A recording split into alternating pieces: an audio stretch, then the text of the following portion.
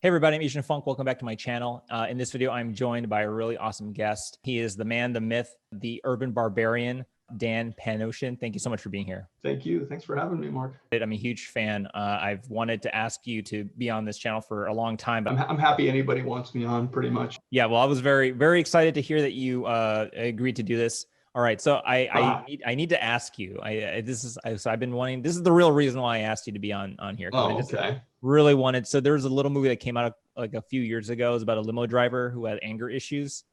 I'm familiar with it. Yeah. Yeah. And so he went on a road trip with his daughter and his stepdad, and he ended up reading some comics at some point in the film. Yeah. Can you talk about how this even because I've read interviews that you've done, and you talked about it with Joe on his show. But he only told his side of the story. That sounds just like Joe. Typical Joe. I was reading, I was like, okay, great, Joe's going to set it up and then you're going to talk about it. But then you never did. And I was like, okay, I'm going to ask Dan for his side, because he said that by the time he was involved, you were already. Yeah. So can you? There's an artist. How that even There's an artist, Gabriel Hardman, who's done a lot of Marvel and DC comics and Image comics, but he mostly does storyboards, and so he was storyboarding the Logan film, and he had his hands full, and they asked him if he could create these comic books for the movie. Marvel would not give them old comic books because it was it's Fox. So yeah. It wasn't an official Marvel Disney film. It was a Fox Marvel film. Yeah. So they asked me if I could do stuff in a style that looked like 80s comics or 90s comics. And so I went more with an 80s vibe. And it was cool. Like, I did probably about 12 of these covers. Not all of them made it in. And then I wrote and drew some stories inside. So if they're flipping through them, if the actors are flipping through them, including the ads, like even on the backs of these comics. So I did every aspect of it. And you can even see I signed different names to each cover. Yep. And yeah, it was a lot of fun. And then Joe got involved in the end because there was a portion where they wanted to actually use some pages in there. And I believe, I don't know how it happened. I think Hugh Jackman had met Joe from before, and he asked him if he wanted to do it. So Joe penciled it, and then I inked and colored and lettered the pages. But Joe penciled it. You can see some of Joe's stuff there. Oh, these are some of mine that I did, or just filler, and then the other ones where they're in the desert walking around there are what Joe did. But Joe penciled it Joe penciled it perfectly. It was actually too perfect. It looked like a newer comic book. So I had to kind of dumb it down a little bit in a way, because the printing wasn't as good. And, there it is. Yeah, it's so cool to see. So there's Joe's cover, the big one with a huge X in the background. The rest are just my covers. I think it's because the girl had a huge comic book collection in her backpack, X-23 character. Yeah. Well, I didn't know that there were multiple. I didn't know you'd created so many covers. Like, I didn't realize that you'd done that, but they only showed a few in the movie. Like, they actually only like 2 or 3 made like close-ups. Yeah. But yeah, I was like, man, I need to find these. And it's funny because when I saw the movie, I was like, I'm gonna get that copy. And then I realized, because I'd seen that cover before, it was like, I think it was like a Marvel fanfare, with the Sauron. So it looks similar. So I thought it was a real comic. Yeah, that was a thing. I guess what happened was, even Marvel Comics, their law department, their lawyers came to the Fox people and they said, "Hey, we never gave you permission to use these covers." And they go, "Well, we didn't. We hired somebody else to do them." They thought they were real. Yeah, and there was sometimes when they were showing some clips from the movie before the movie came out, and they were showing some of these covers. I guess there was a shot like that shot that you had where Logan's holding it. Yeah, people would go, "I have that issue." in forums, and of course nobody has that issue. I don't even have the issue. There's probably about 3 or 4 of these comic books created that somebody has, probably the writer or the producer has them. But those, you know what? That's probably a super collectible. That is crazy. Yeah. That's it's amazing to think that they actually printed them like for real. And can you tell me about, so they didn't tell you the context that.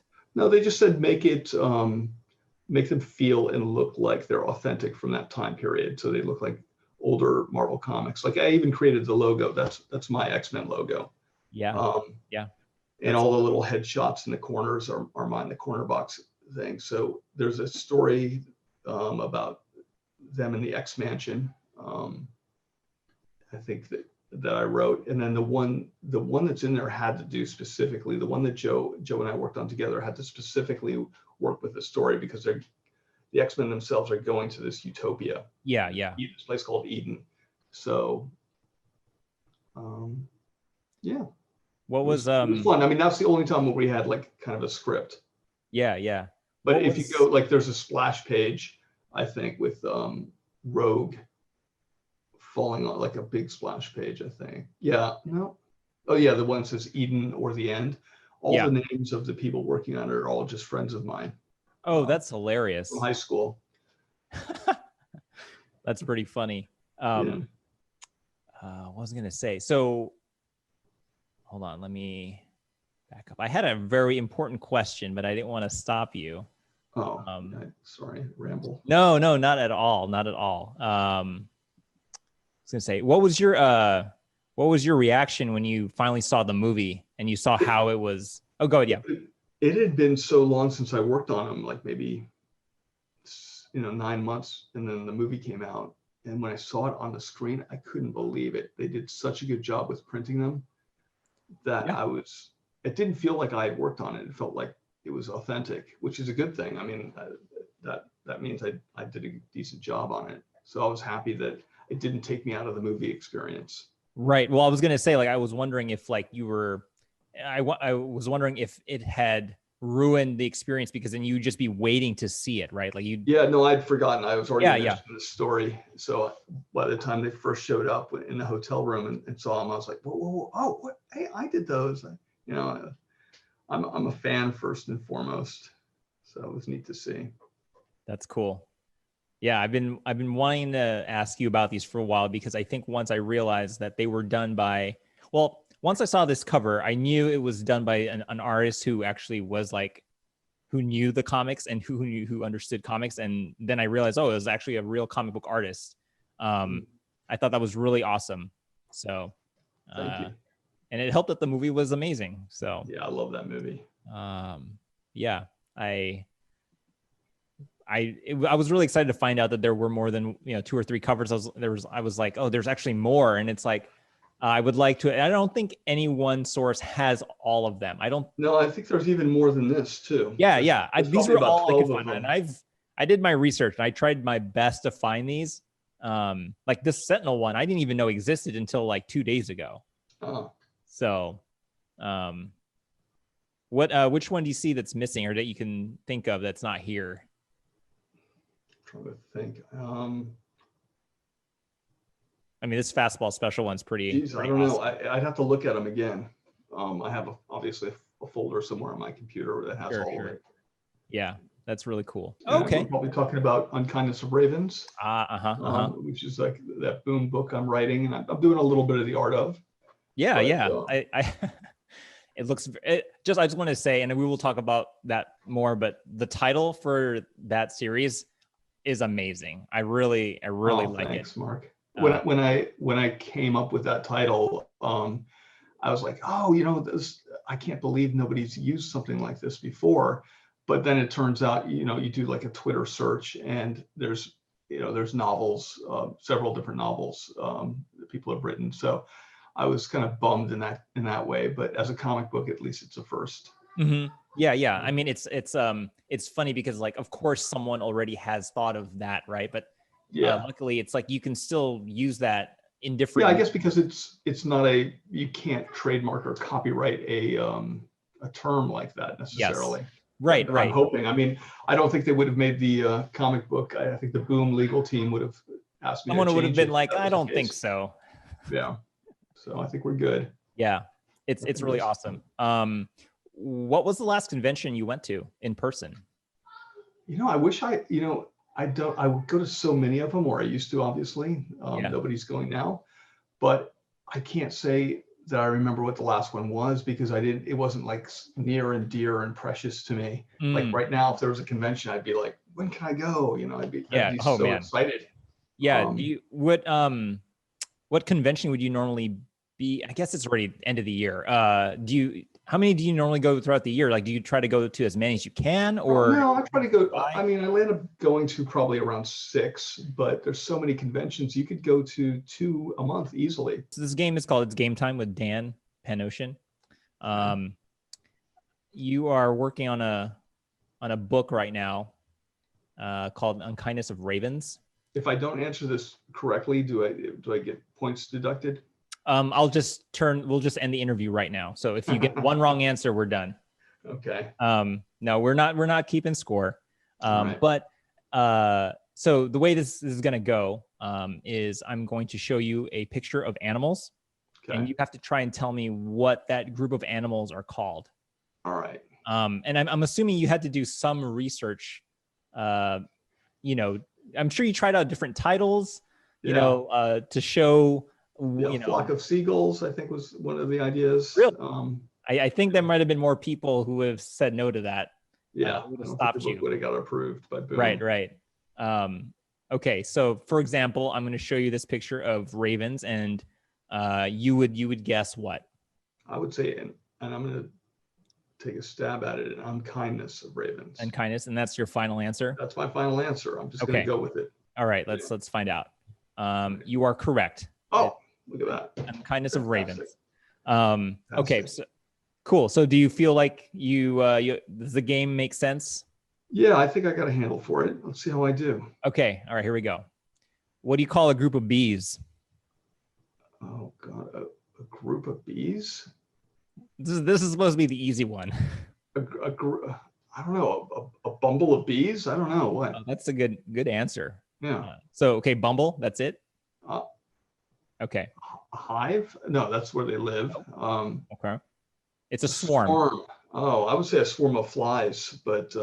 Oh, interesting. Yeah, I think I have a fly one coming up. So. Right. Okay. We'll get to that one. All right. So I'm now on 1 for 1. Well, yeah. So this was the easy one. We're gonna step it up a little bit. Oh God. What do you call a group of pandas? A collision of pandas? A pondering of pandas? I like collision. Yeah.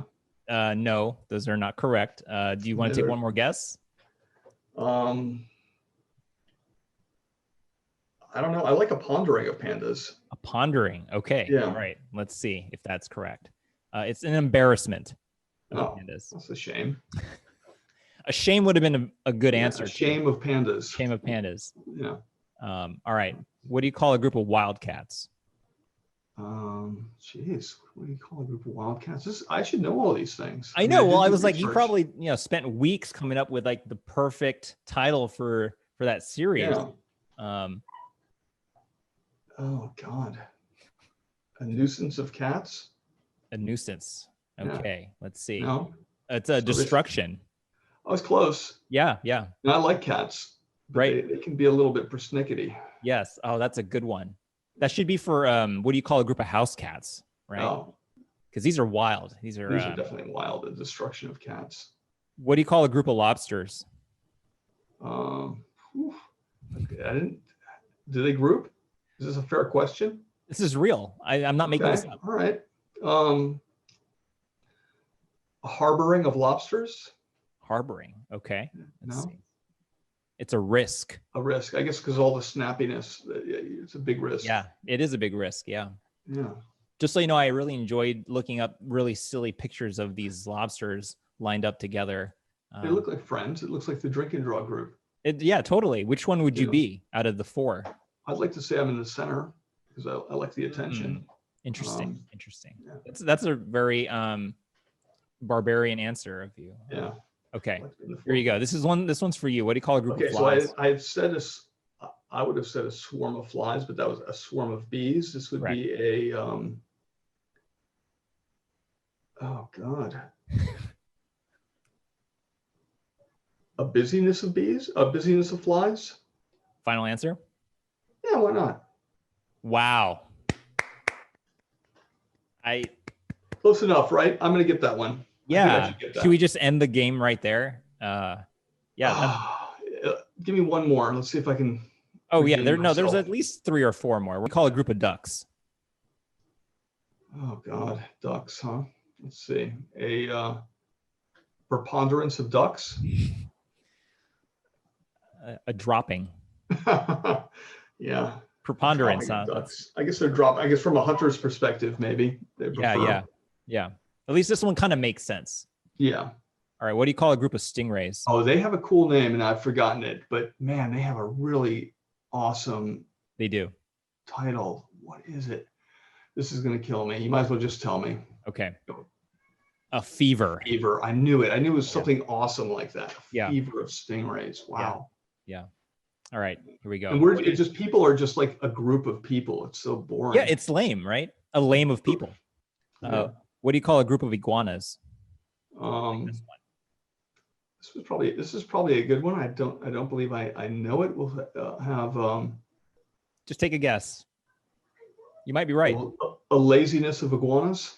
Laziness of iguanas. Okay. A slaughter. Oh, who's slaughtering iguanas and why? That's a book right there. That's what I'm saying. I'm giving these are these are follow-up books. These are all gems. Right. Okay, we're almost to the end. I promise. What do you call a group of sharks? A murder of that's a murder of crows. A slaughter of sharks. Slaughter of sharks? Yeah, why not? Okay. A shiver. You were close. Yeah, you were on the right. I was in the S category. Yeah. Shiver. A shiver of sharks. What do you call a group of unicorns? You'll love this one. A fable of unicorns? That's a good guess. Yeah, thank you. Okay. It's a blessing. Well, it would be, wouldn't it? Yes. Yeah. Okay. This is the last one. Are you ready? I hope I get it right. Okay. I hope so too. Yeah. What do you call a group of urban barbarians? I'd say, what would you call this motley group? Man, a gaggle. A what? A gaggle of barbarians there. A gaggle? Yeah. All right. You ready for the answer? Yeah, I want to hear the answer. Okay. It's called a Panosian. There you go. A Panosian of urban barbarians. Yeah.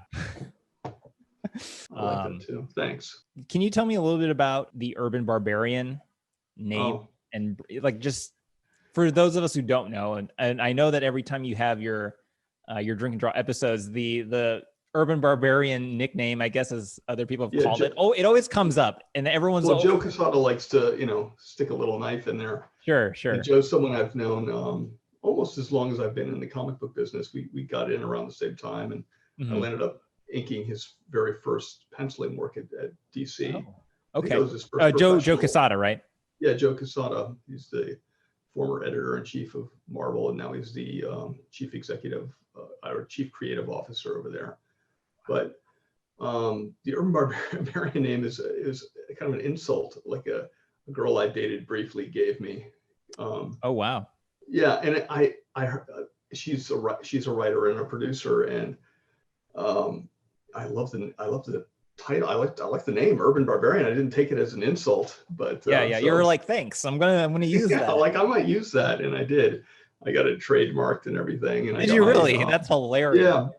Well, I think it'd make a good clothing line, and we're starting. I have a small t-shirts available on Teespring, where we have the drink and draw merchandise, and you can pick up like Urban Barbarian t-shirts. And that's awesome. They're kind of fun.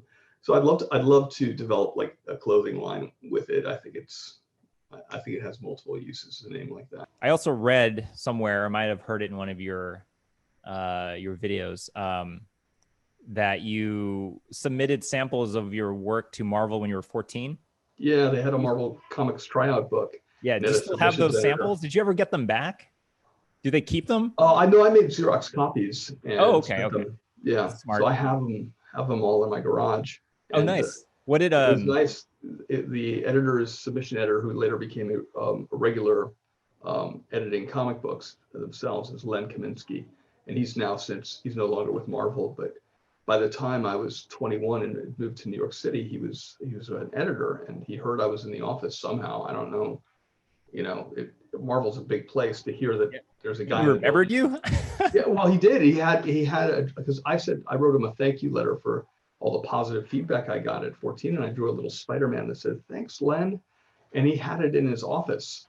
So he found me and brought me to his office. He goes, "Hey, I put this up here," and he gave me some backup work, like backup stories, and that's how I started. I started at Marvel doing Captain America and Thor and Doctor Strange backup stories.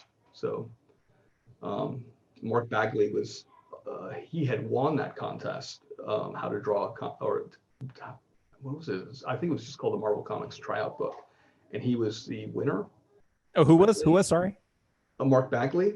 Oh, yeah. Yeah, I've heard of him.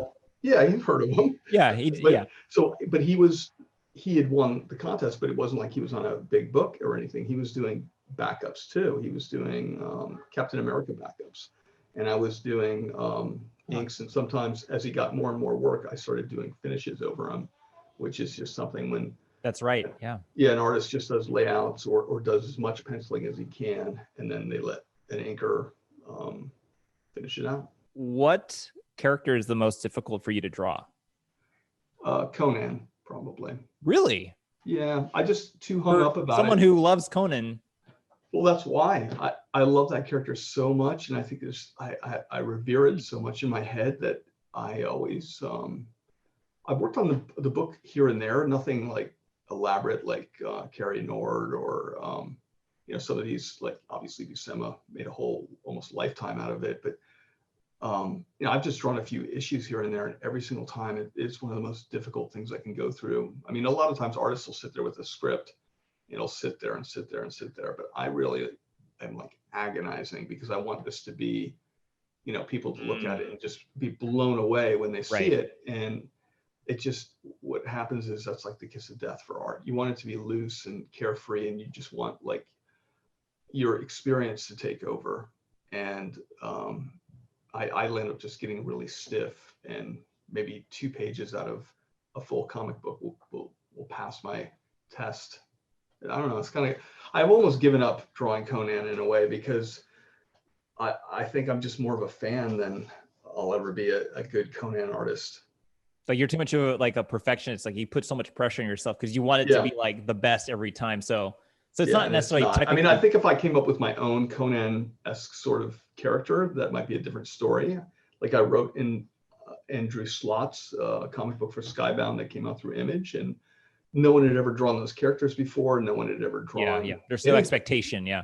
Yeah, I got to, I had a lot of freedom, and it was easy. Every page was an absolute joy. I think there was 1 or 2 pages where it felt like work, but in general, after a 6-issue series, I was as excited about it as I was from the first day. Yeah. Well, because you're basically creating everything from scratch. Like you're the one defining the look. Yeah, there isn't like another great artist who had already drawn those characters that like Travis Terrest or something like that. It's like, oh wow, you can't draw it as well as him. So. Right. That's interesting. Wow. I didn't think that question was going to be. I did not expect your answer to be Conan. That was actually really. Oh, yeah. We're interviewing during COVID, so I talk to my wife, my son, and a few people each week on Drink and Draw, and that's about it. So right. I know. Well, that's why I'm a little chatty. Yeah, no problem. And this is kind of why I started doing this too, because I also enjoy going to conventions and meeting artists and creators and stuff like that. And it's like, you once you couldn't do that, I was like, I gotta do something. I was like, how can I still talk to these people besides social media and stuff?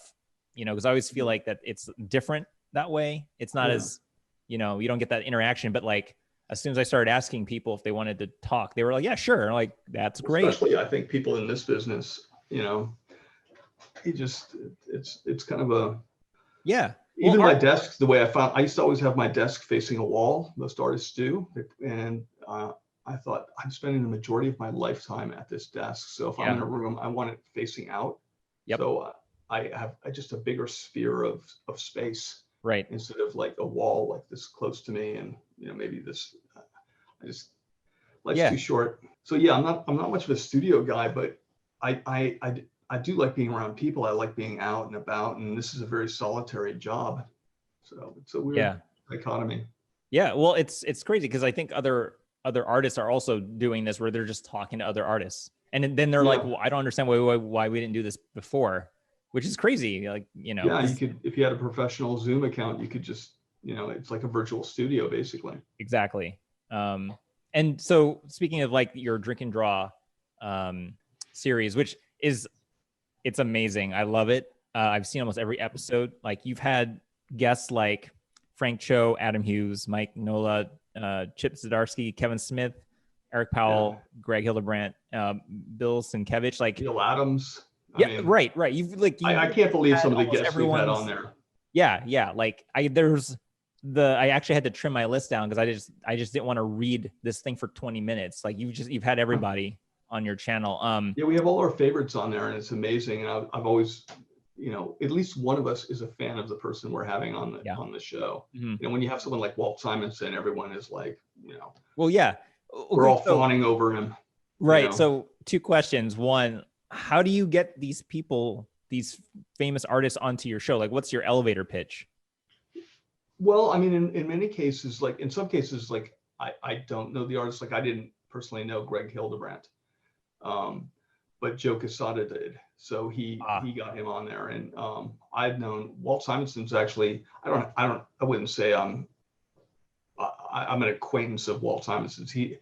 Everybody in the business calls him Uncle Walt because he's just so friendly and gregarious. But he's actually responsible for getting me my first job at Marvel. Like, I met him at a convention, and he literally called up his editor at the time, Ralph Macchio, and said, "Give this kid some work. He's good enough." And he didn't have to do that. It was very kind of him, but he's a very generous guy in that way, and I'm not the first person he's ever done that for. But so over the years I've tried to stay in touch with him whenever I see him at shows. I'm very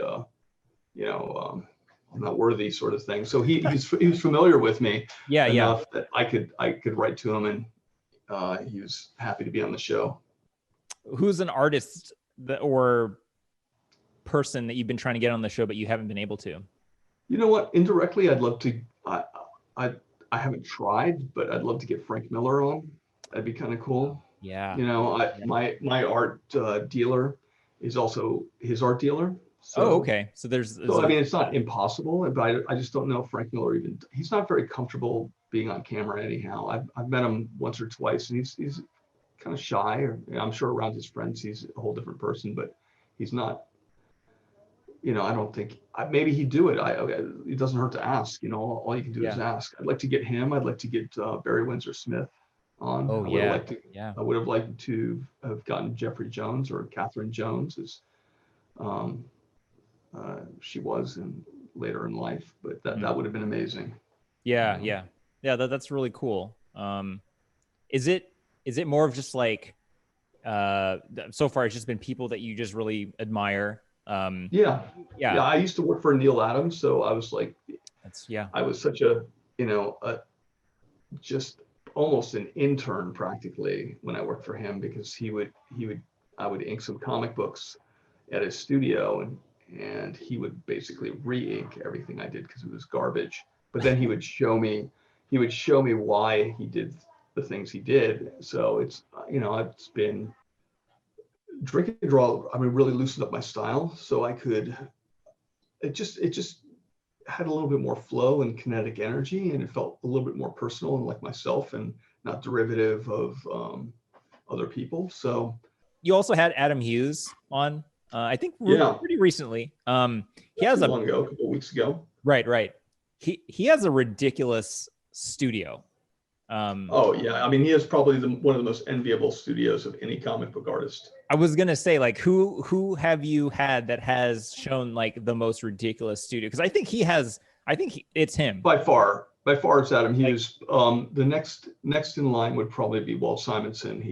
I'm a big bibliophile. I love books. You can see that book there. That black thing right there is a bookshelf. So you walk around that area. It's I see. I thought it was a monitor. I didn't realize that was the back. Well, there's a monitor right here. Yes. But behind that black thing that goes up the ceiling is another set of bookshelves. So if you go through my studio, in the back there's a chair back there, and nice. It's like a little nook. Yeah, that's but cool. I mean, I have the whole house is bookshelves like this, so it doesn't end. In a perfect world, I'd have like one of those library ladders where you can go up, and it's like 20-foot ceilings. Sure. You want to be able to like something out of Harry Potter. Swing. Yeah. What is it like in Beauty and the Beast where Belle's like riding the ladder across the library? Yeah. Oh, that would be heaven. So yeah, that'd be great. I'm just gonna throw this out there. I think if you decide to ever create a new YouTube channel, I think you should do like artists studios tours. Virtual tour. Yeah, I think that would be a real hit. I think it would be too. I mean, I love seeing, on Facebook, you'll see a lot of artists will post pictures of their, I guess if they clean their studio, they're like, let me take a picture. It's got to be in its natural state. You can kind of see my natural state here. It's a little chaotic.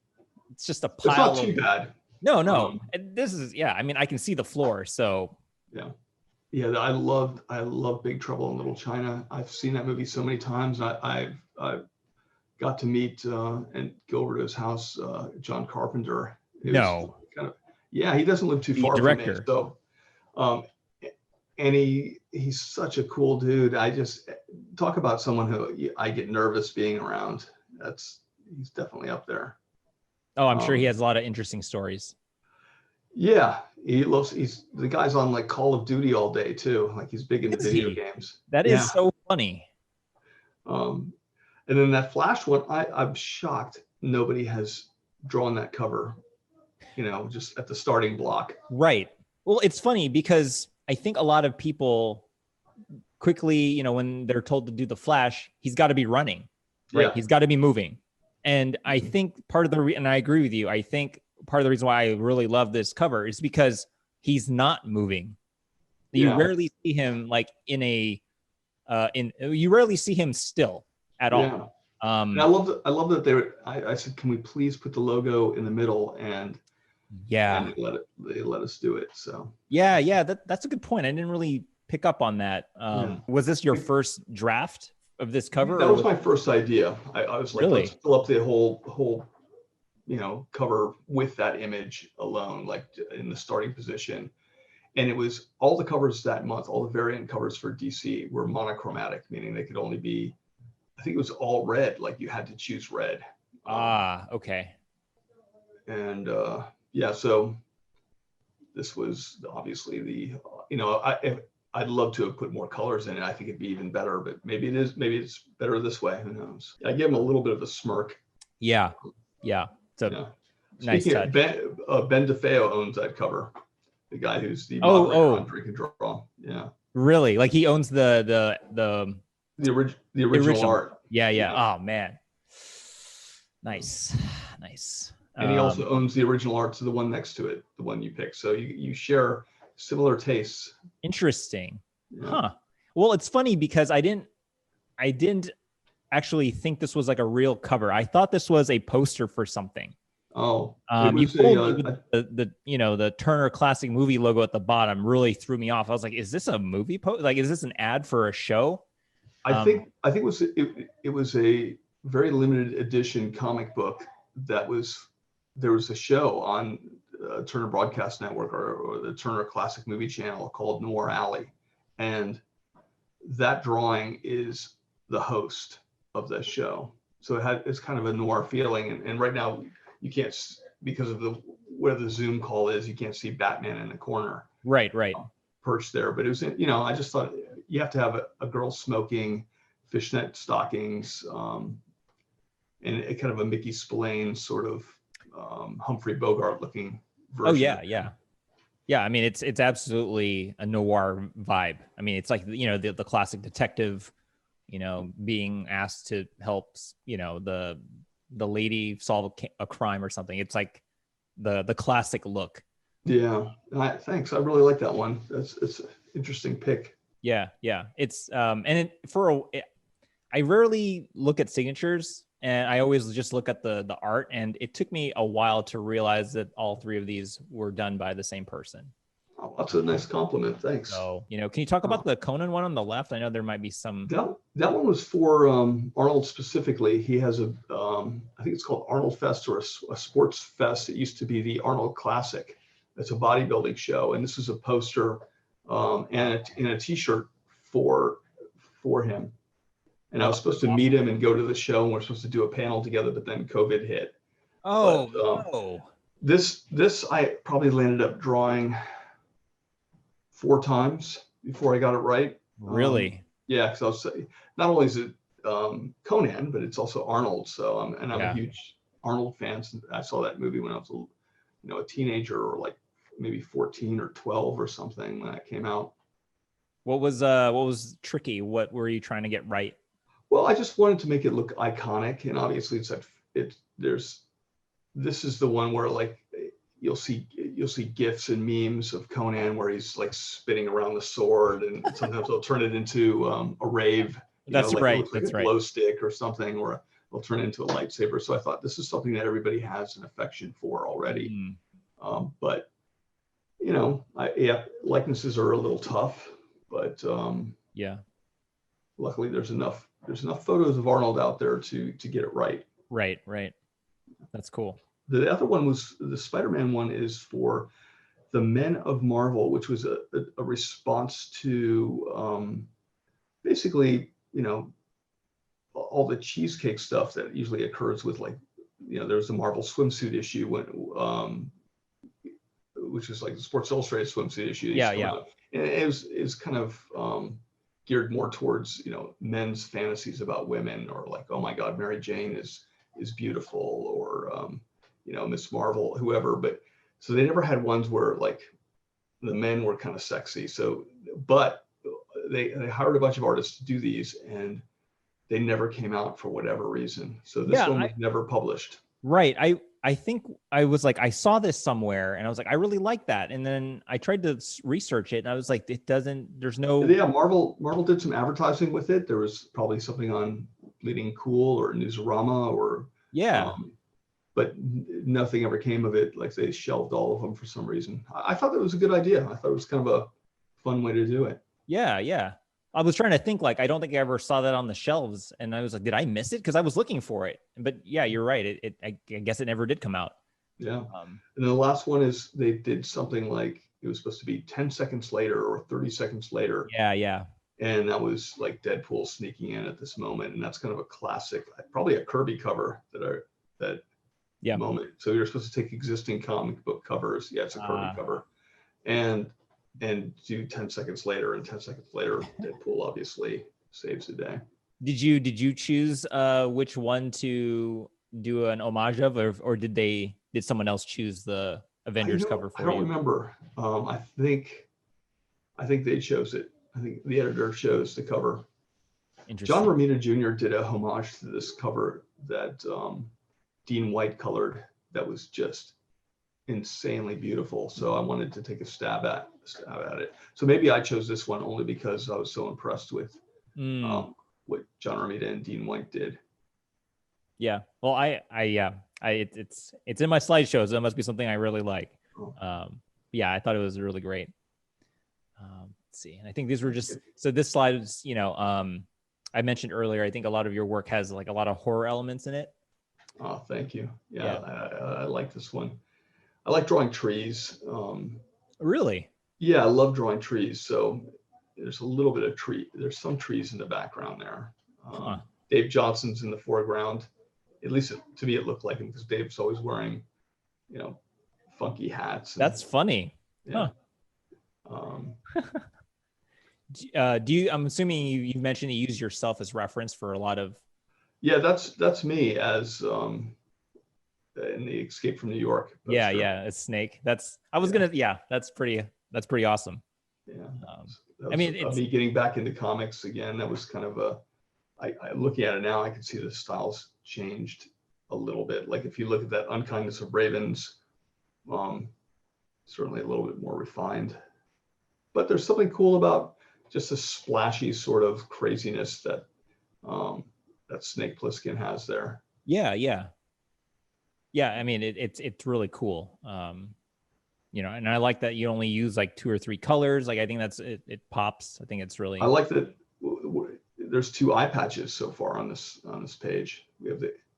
Oh, I did not pick up on that. That's interesting. That was purely a coincidence. A happy little accident. Yeah, yeah. Awesome. Do you want to talk about where people can follow your work? You can follow me on Twitter at Urban Barbarian, and same thing with Instagram. All right. Well, thank you again for being here. I really appreciate it. It's been an honor to get to speak with you. And I hope to talk to you again soon. All right. Good luck with more guests.